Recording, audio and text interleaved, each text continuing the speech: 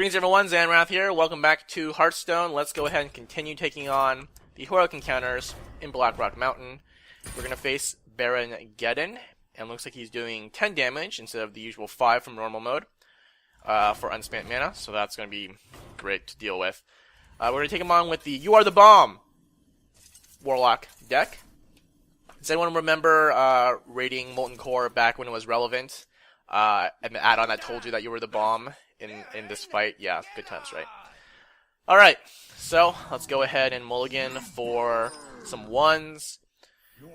Gonna go ahead and throw everything back because I really need a 1. I got a couple of them here, but, you know. There we go, perfect. 1, 2, 3. Oh, geez, really? He has 50 health and 50 armor? Great. Alright, I'm gonna go ahead and drop the gnome. Was gonna coin out.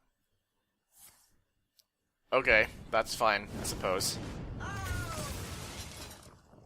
Alright. I'm actually considering... I think I'm gonna tap here, actually, because I really want to be able to tap as much as I can, because I need to have cards in my hand to play, otherwise, you know, you're gonna get to the later turns with no cards and you're basically dead. So let's go ahead and just drop the Imp. Gang Boss. This is a clean trade. He's probably going to hit face, unfortunately. Oh, he's got his own. That's nice. He's going to hit face. But, let's see. I'm going to go ahead and hit here. Ooh, actually, I should have hit here and Shadowflame, maybe. I don't know. Maybe that's too slow. Let's go ahead and throw... Ooh, I don't know. He's going to hit here, I think. So, he's probably going to trade here. He's going to go 2-2 with the 1. I'll probably drop the wolf next turn. Finish him off. He's going to get a second 1. So, I'll leave the egg out. I'll tap. And I think I can leave him just a 1-1 this way. Dang, that's not what I need right now. I guess I could freeze it, so... kind of helps, maybe.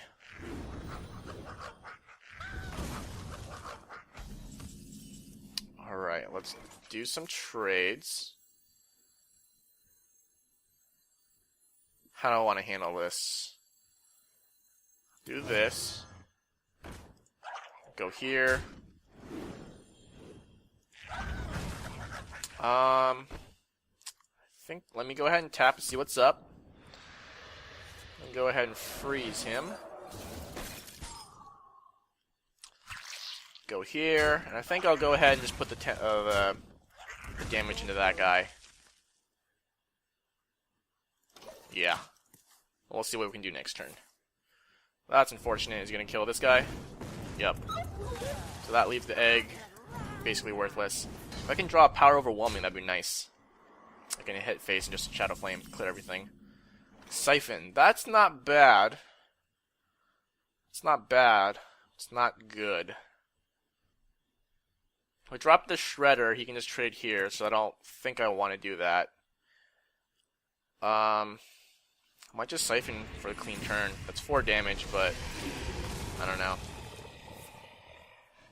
Okay. At least as long as you're doing nothing else, that's fine. Okay. So I have a second Syphon. Let me go ahead and throw this guy out, and then tap. Ah, there we go. Go ahead and throw a bunch of stuff out. I can Overwhelming and Shadowflame this guy. Dang. Alright, well that's unfortunate. I guess I'll Shadowflame him.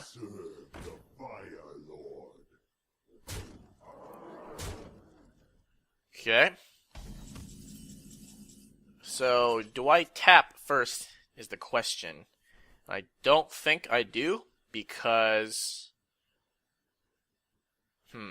let's see, what can we do? I guess I'll just drop the Shredder, and then Shadowflame.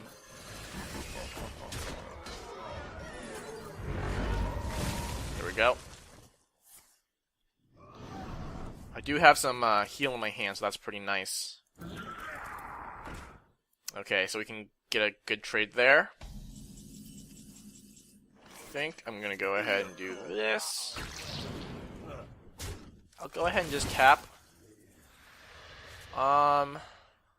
Let's get some heals out. Ooh.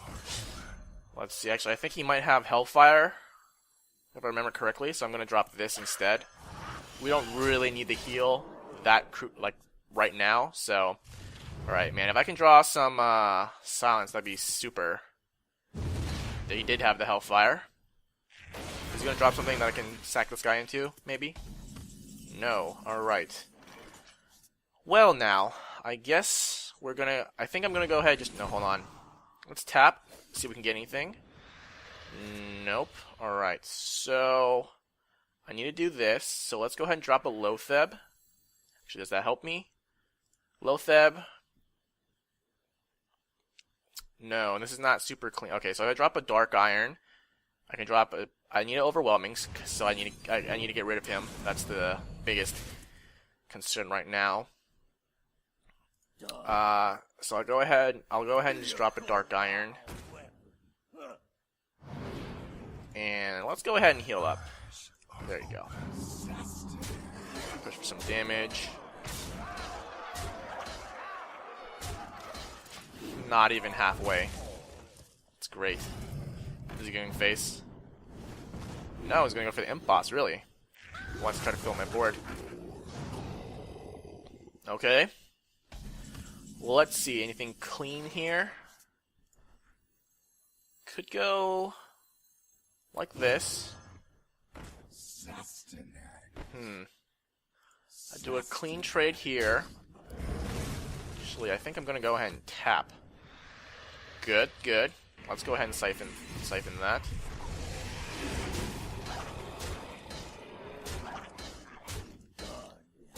Alright. Another Fire Ellie. Gonna go for the doggy. Okay. Trade here. Let me see. If I tap, I do have some odds, so I can do that. Ooh, that's good. Go ahead and throw that out. Actually, that was poor planning on my part, actually. So I'm gonna have to. Could just Overwhelming. Drop 2 dudes. Okay, kind of unfortunate on my part because, or that was unfortunate because of the poor planning on my part. But we'll go ahead and just do that. Hey, look, we're getting into his actual health total now, which is nice. Let's see. Let me go ahead and tap here. What can I do? This is actually pretty bad for me right now because I do not have space on my board. If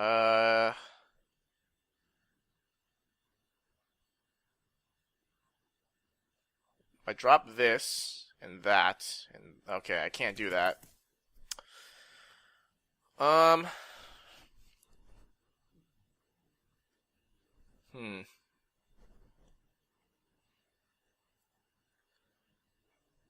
This is awfully bad. Let's see. I'm going to go ahead and do this because I messed it up. I'm going to go ahead and drop the heal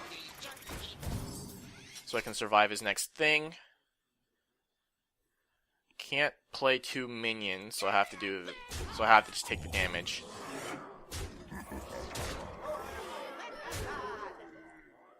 Do I might as well throw? Let's see.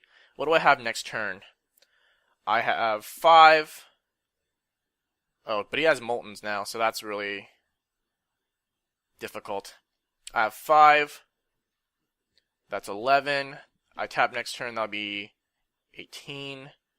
So, or wait, hold on, 19? What? I forget. I'm not counting really.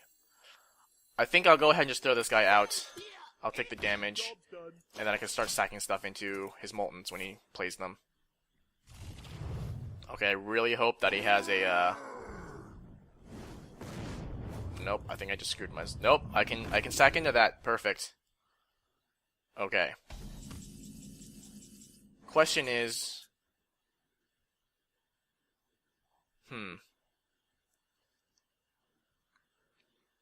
Let me go ahead and start sacking a bunch of stuff because I need the board space.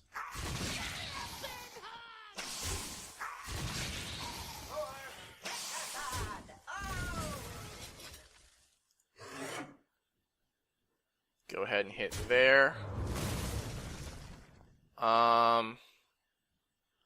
I guess let me hit first. I don't want to tap right now because I think I'm okay without it. I'm going to drop the Lotheb. And I think that's good. I was going to say how long he doesn't Hellfire, and he does. So,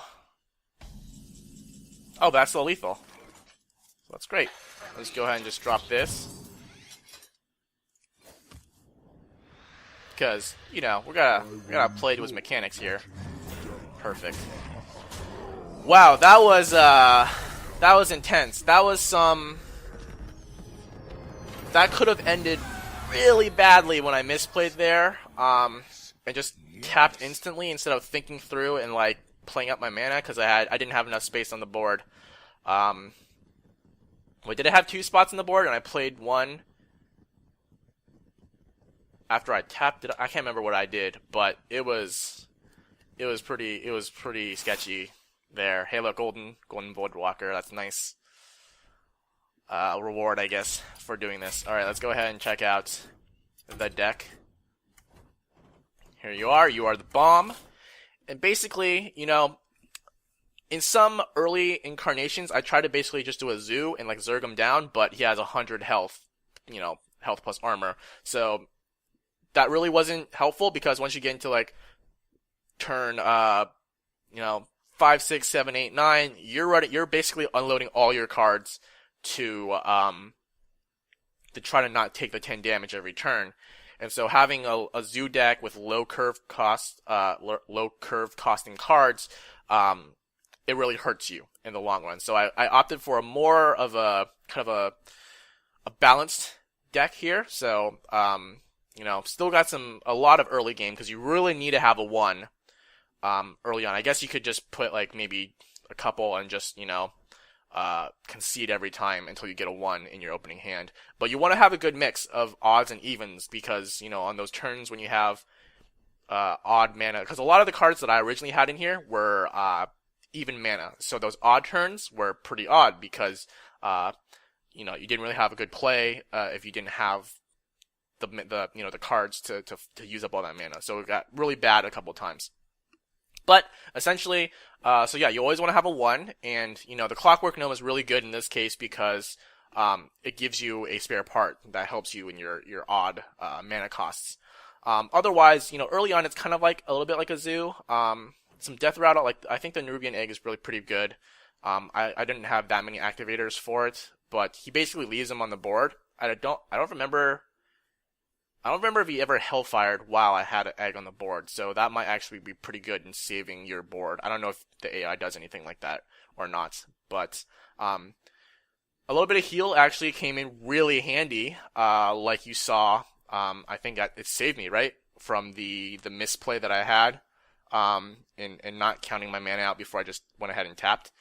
The other important thing are ways to get rid of Living Bomb. That's probably one of your biggest challenges, because this is basically a slow control into attrition fight.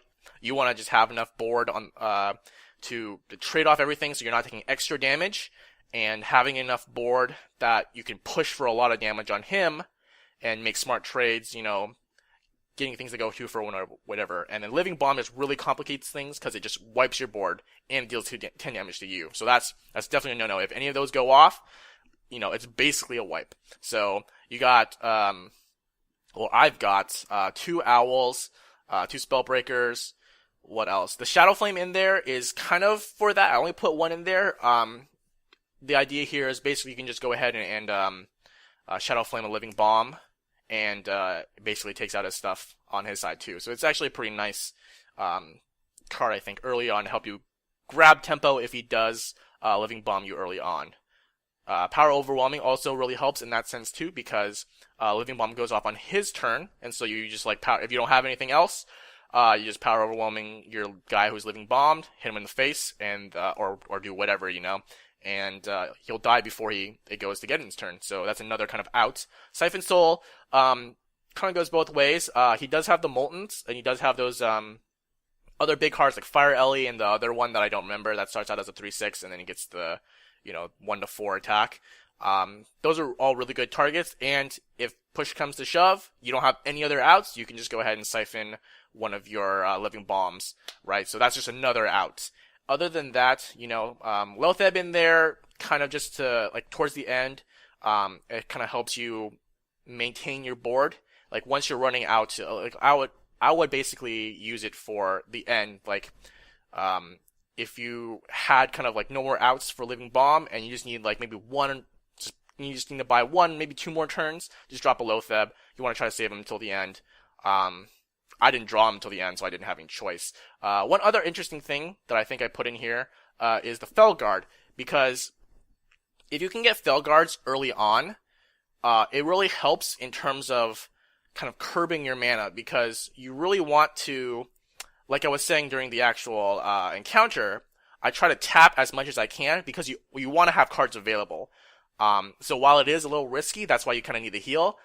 You do need the tap, because if you just start unloading everything, this deck has no card draw. I guess you can maybe put some card draw in there to help it out, but I don't see it being really that helpful. You really want to have enough cards in your hand, and so to use up all your mana. And so having the Felguard, it kind of slows you down a little bit. So if you have maybe an awkward turn, the next turn you can't, maybe you're 1 mana off, for whatever reason, you can just slam a Felguard and you're fine, because it takes away your mana and you get that one back. So it can be interesting if you can get it early on. It'll help you kind of not get to those higher end mana as quick. So you're kind of holding back and saving some cards before you get to the end game. And by the end game, you want to have a lot of cards, a lot of options to use up all that mana. Other than that, I think it's not really a rush to the end, because this deck really isn't trying to drop the biggest thing possible. So having less mana is really not that bad, and I think it helps more than it hurts. I don't remember if I got a Felguard early on or not. I know I got one at the end, but that's basically kind of the idea of what this card is for. Floating Watchers is kind of your biggest card in a sense, because like I said, you do want to tap as much as you can, when it's possible at least, in order to replenish your hand and make sure you have options to fill out and use up all that mana. And having a Floating Watcher, just getting bigger every time you do that is really nice. And unfortunately, often it's going to be the target of living bombs and other stuff. But hopefully you can deal with it. But other than that, that's more or less the deck. A couple Death Rattles in here just so when he does board clears, you can have something on the board. That's kind of what the Imp Gang Boss is in there as well for. It also trades pretty well too for winning with some of his early drops. But yeah, that was actually a pretty challenging fight. You really kind of have to think about a lot of stuff in order to beat him, because it's not just play your biggest stuff and then trade and whatever. You have to use all your mana. So yeah, that's the deck. You are the bomb, and next time we'll go ahead and finish off the last of the heroic encounters. So until then, thank you for watching. Bye.